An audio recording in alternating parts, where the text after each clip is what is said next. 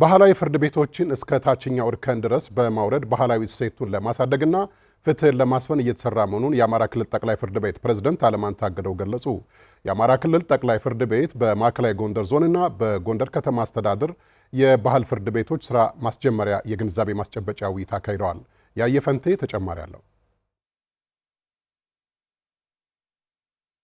የአማራ ክልል ጠቅላይ ፍርድ ቤት በማዕከላዊ ጎንደር ዞንና በጎንደር ከተማ አስተዳደር የባህል ፍርድ ቤቶችን ስራ ማስጀመሪያና የግንዛቤ ማስጨበጫ ውይይት በጎንደር ከተማ አካሂዷል። በውይይቱ የሀገር ሽማግሌዎችና የሚመለከታቸው አካላት ተገኝተዋል። የጎንደር ከተማ አስተዳደር ተቀዳሚ ምክትል ከንቲባ ቻላቸው ዳኘው እሴቶቻችን የችግራችን መፍቻ ቁልፍ ለማድረግ እየተሰራ ያለው ተግባር የሚመሰገን ነው ብለዋል። እሴቶቻችን ወደ ራሳችን ወስደን የችግር መፍቻ ቁልፍ መሳሪያዎቻችን አድርገን እንድንሄድ በማሰባችሁና ይህንም እየፈጸማችሁ በመሆኑ ላቅ ያለ ምስጋናዬን ለማቅረብ እወዳለሁ።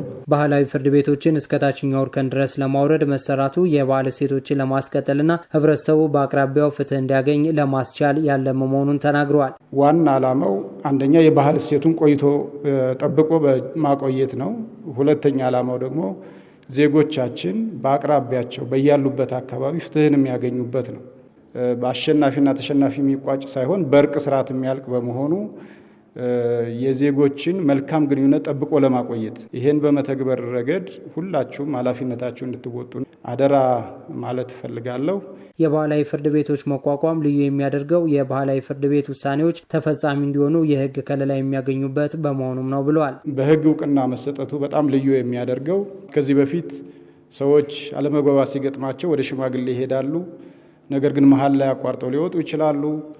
ሽማግሌዎች ውሳኔ ከሰጡ በኋላም ትተው ወደ ፍርድ ቤት የሚሄዱበት ውሳኔውን ላለመፈጸም የሚሄዱበት አግባቦች ነበሩ። ይሄኛው አዋጅ የባህል ፍርድ ቤቶችን ሽማግሌዎችን መርጠው የሄዱ ሰዎች ሽማግሌዎች በሚሰጡት ውሳኔ የሚገደዱበትን በተሰጠው ውሳኔ እንኳ መፈጸም ካልቻሉ በፍርድ ቤት በአስገዳጅ ሁኔታ የሚፈጽሙበትንና ለባህላችን ለአገር ሽማግሌዎች ድካም ትልቅ ዋጋ የሰጠ ከፍተኛ የሆነ በመንግስት ጥበቃ የተደረገበት የህግ ማዕቀፍ ነው። የማዕከላዊ ጎንደር ዞን ከፍተኛ ፍርድ ቤት ፕሬዝዳንት ቸርነት ተገኘ በዞኑ ሁሉም ቀበሌዎች የባህላዊ ፍርድ ቤት ተግባራትን ውጤታማ ለማድረግ የግንዛቤ ማስጨበጫና ሌሎች ተግባራት እንደሚከወኑ አብራርተዋል። የአሰራር መመሪያዎችና አጠቃላይ ማንዋሎች ሁሉ ተጠናቀው ወጥተዋል። በክልሉ ጠቅላይ ፍርድ ቤት እነሱን የማሰልጠን የማስተዋወቅ ስራ ነው እየተሰራ ያለው።